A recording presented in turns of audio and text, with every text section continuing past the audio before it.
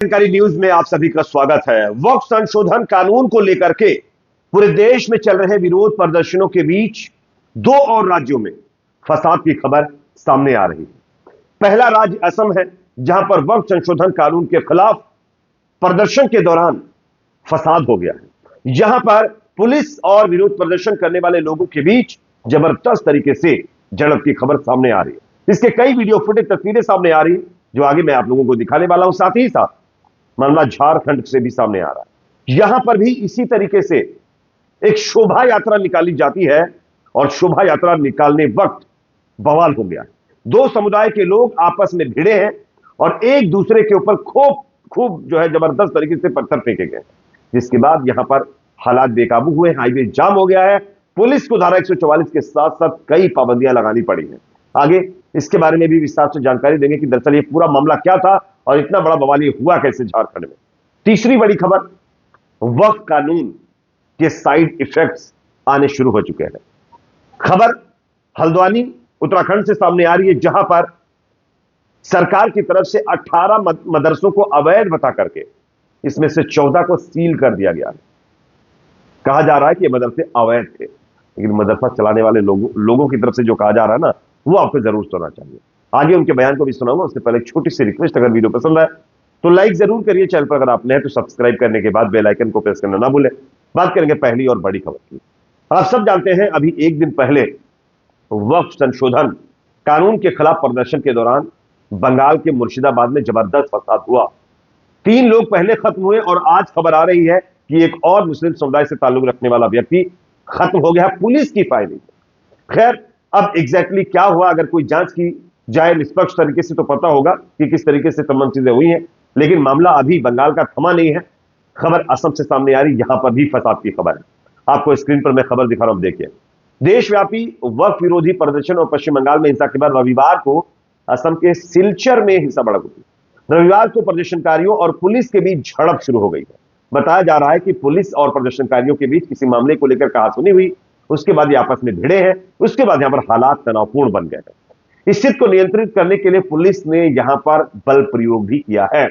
रविवार को लगभग 400 लोगों ने वक्फ संशोधन अधिनियम के खिलाफ विरोध प्रदर्शन किया। अधिकारी ने पीटीआई को बताया कि हाल ही में पारित कानून के विरोध में कई सौ लोग अनुमति के बिना सिलचर शहर के बीरिंगा इलाके में सड़कों पर उतर आए। उन्होंने कहा कि वक्फ के खिलाफ लगभग 300-400 लोग सड़क पर जाम कर दिए और प्रदर्शन करने लगे। पुलिस ने उन्हें हटाने की कोशिश की थी। पुलिस पर बाद में लोगों ने पथराव किया है। इससे पुलिस ने भीड़ को तितर-बितर करने के लिए लाठीचार्ज भी किया है। हालांकि अभी तक इस मामले में कोई गिरफ्तारी नहीं हुई है, और गिरफ्तारी नहीं हुई है इसका मतलब आप जानते हैं क्या हो सकता है? आप सब जानते हैं इसका मतलब क्या हो सकता है।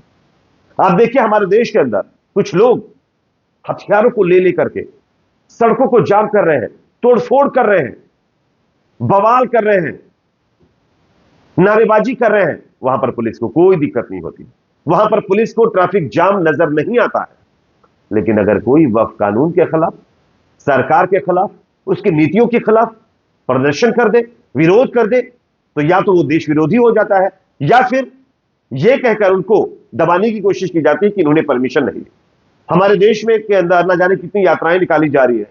अभी आप सब जानते होंगे, करणी सेना ने किस तरीके से यूपी के अंदर हंगामा काटा है, हथियारों के साथ खूब जो है बवाल किया है। वहां पर पुलिस को परमिशन नजर नहीं आई कि इन्होंने परमिशन ली या नहीं ली। चुन चुनकर एक समुदाय विशेष के लोगों की प्रॉपर्टीज को नुकसान किया गया। वहां पर पुलिस को नजर नहीं आया कि इन लोगों ने परमिशन नहीं ली, तो इनके खिलाफ भी कार्रवाई की जानी चाहिए। वहां पर पुलिस की मौजूदगी में तमाम चीजें हुई हैं, वहां पर ट्रैफिक जाम की भी फिक्र नहीं थी। लेकिन अगर आप वक्फ कानून के खिलाफ प्रदर्शन करेंगे, सरकार की नीतियों के खिलाफ प्रदर्शन करेंगे, तो आपको तमाम कानून के दायरे में ला करके आपका मुंह बंद करवाने की कोशिश की जाएगी। जैसा कि आप देख सकते हैं, पूरे देश में यही किया जा रहा है और इसी के चलते असम के अंदर यह फसाद हुआ।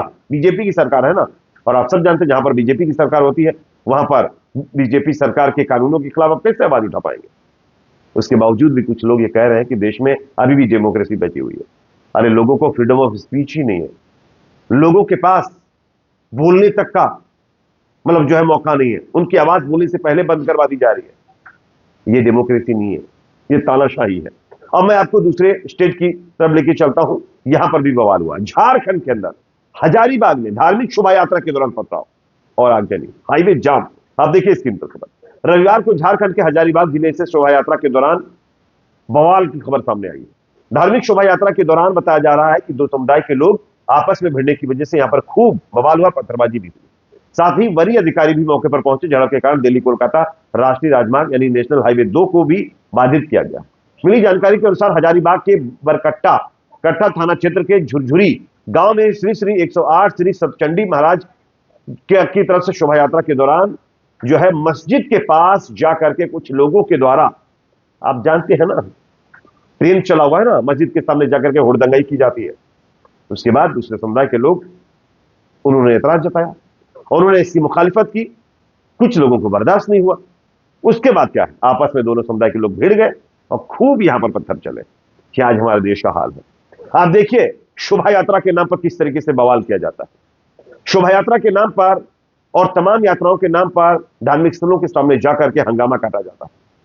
और इतना सब देख करके भी जब कार्रवाई की बात आती है ना, तो पुलिस वाले पीड़ितों के खिलाफ कार्रवाई कर रहे थे, ऐसा भी आरोप लग रहा है। खैर, इस पर आप क्या सोचते हैं कमेंट सेक्शन में जरूर बताइए।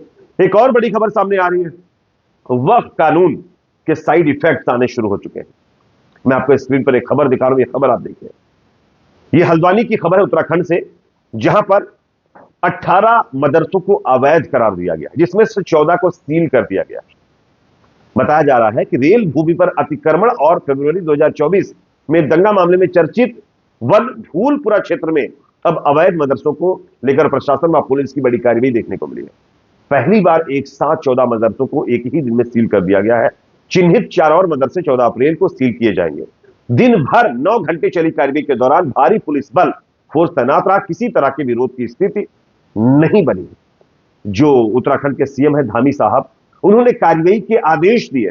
मुख्यमंत्री पुष्कर सिंह धामी ने कहा है कि प्रदेश भर में मदरसा शिक्षा बोर्ड में पंजीकृत कराए गए बिना अवैध रूप से संचालित मदरसों पर कार्रवाई के निर्देश दिए गए हैं। कोई बात नहीं, आप मदरसों की जांच करवाइए, लेकिन क्या सिर्फ एक ही समुदाय के मदरसों की जांच होनी चाहिए, उन्हीं के मतलब जो है धर्म से जुड़े हुए संस्थाओं की जांच होनी चाहिए, या दूसरी तरफ नहीं होनी चाहिए? आप यकीन मानिए कि अगर इसी तरीके से दूसरे धार्मिक स्थलों की भी जांच की जाए तो उसमें भी दर्जनों अवैध पाए जाएंगे। लेकिन उनको खुली फ्रीडम दी गई है, वो चाहे जैसे अवैध तरीके से कुछ भी चलाएं, कोई फर्क नहीं पड़ता सरकारों को। लेकिन हाँ, अगर कोई मुसलमान या मुस्लिम समुदाय से ताल्लुक रखने वाला व्यक्ति मदरसों को चलाएगा तो उसकी बड़ी डीपली इंक्वायरी की जाएगी। अंदर तक घुस करके ये देखा जाएगा कि किसी भी तरीके से कहीं कोई चीज गलत तो नहीं है। बारीकी से नजर रखी जाती है। ये सीधे सीधे आप सोचिए टारगेट किया जा रहा है एक समुदाय को। ये लोगों का आरोप है।